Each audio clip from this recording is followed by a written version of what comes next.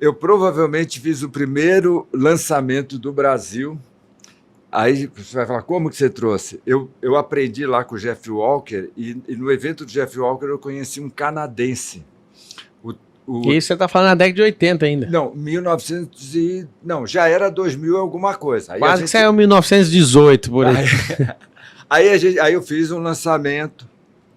Nesse período já tinha feito Editora Agente, já tinha lançado os livros, palestra, infoproduto, investidor. A gente tem aqui um pioneiro de diversas áreas. É raro você achar alguém que é pioneiro em várias áreas. Geralmente um pioneiro ele é muito especialista numa coisa e foca naquela coisa ali como um primeiro. Você está vendo um empreendedor multifacetado, né, que abriu várias vias, multitalento, multi-habilidade. Eu acho que você vai aprender bastante nesse TitiCast aqui. Tem uma situação, Pablo, que você certamente vive, e já que a gente está falando para a sua turma, é o seguinte: não se preocupe quando o pessoal te chamar de charlatão e falar que não vai dar certo. Por quê? Porque o sujeito só vê o que está materializado, ele não vê o que não está materializado, né? Então, eu era da equipe de cirurgia de um mestre, o professor Célio Gaia. Aí ele queria que eu fosse assistente dele, eu estava me formando, né? Eu falei, professor, eu quero... Pô, obrigado pelo convite, mas eu estou indo para a psiquiatria, né? E o doutor Célio, no jeito dele de pensar, falou, Roberto, você vai ser psiquiatra por quê? Você não é burro, né? Como se, naquela época, psiquiatria... Aí eu fui ser psiquiatra.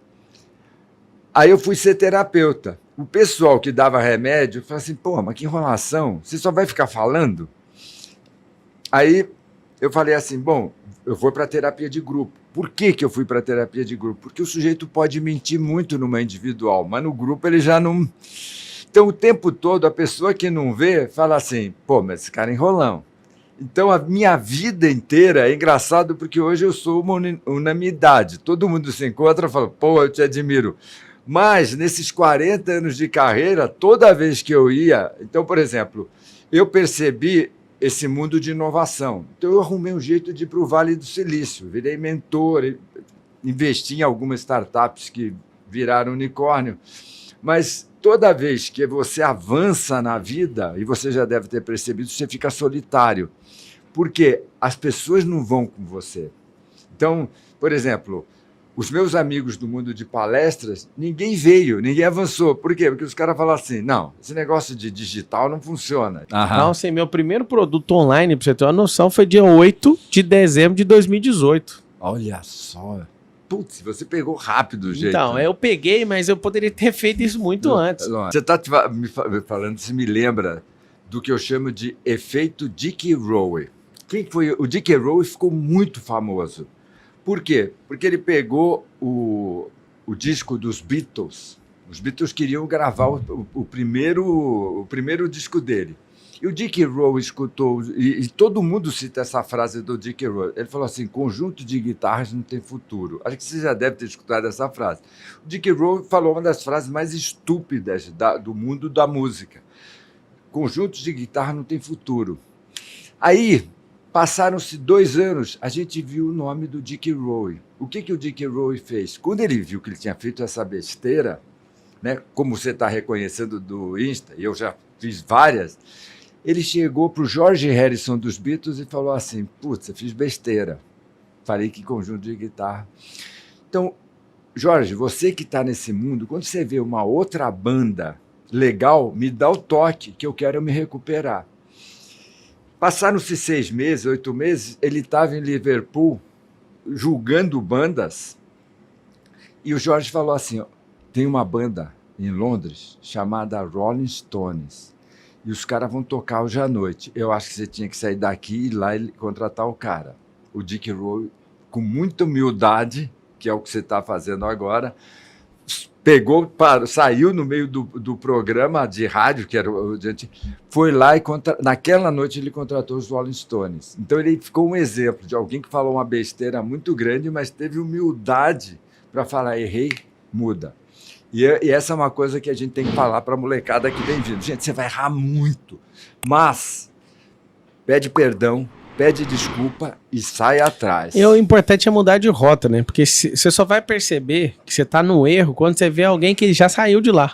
Aham. Ou pelo menos alguém que tá saindo, já te mostrando que tem como tracionar depois da lama. Chinechique, eu quero que você olhe naquela câmera ali e Bora. nas suas considerações finais, quero te agradecer pelo tempo. A gente passou um tempo agradabilíssimo aqui, Pô, delícia. ouvindo a sua experiência. O que você deixa de recado para quem assistiu até agora? O que você deixa de código? A gente chama de código, é uma forma da pessoa acessar o cofre cerebral dela para aquilo que você fala funcionar na vida dela, claro, se ela colocar em prática, né? Senão não tem como funcionar, não é só crença, tem que transformar a crença em fato. O que é o recado que você dá para essa turma? Dá um jeito de ser feliz. Gente, é muito importante a gente ser feliz. E principalmente, a gente precisa escolher a quem que a gente serve. O dinheiro, ele é um ótimo empregado, ele é um péssimo patrão. O dinheiro, ele é uma das riquezas, porque existe 1 milhão de riquezas e eu olho esse mundo, ele está distraindo, ele não está olhando esses tesouros de riquezas. Eu estava com o Pablo no outro dia e ele falou assim, Roberto, a gente estava conversando, era final de dia, ele falou assim, estou indo buscar meus filhos, eu faço questão de buscar os meus filhos todos os dias. Eu faço questão de fazer o café da manhã para minha esposa todos os dias. Eu faço questão de almoçar em casa todos os dias. Por quê? Porque os tesouros materiais, eles são muito superficiais. Os verdadeiros tesouros são aqueles que deixam a alma da gente mais forte. Muito bom. Eu sei que assistiu até agora, siga meu amigo aqui, o Chinechique, o cara que já atravessou 4 décadas, eu vou te falar, hein? Só Beatles conseguiu resistir às décadas e esse homem aqui, que a galera que quando alcança esse tipo de maturidade e experiência já dá aquela parada, mas você vê o cara aqui forte, ávido, corajoso, transbordante. Quero te agradecer pela amizade e tamo junto. Vamos fazer. Até depois do fim.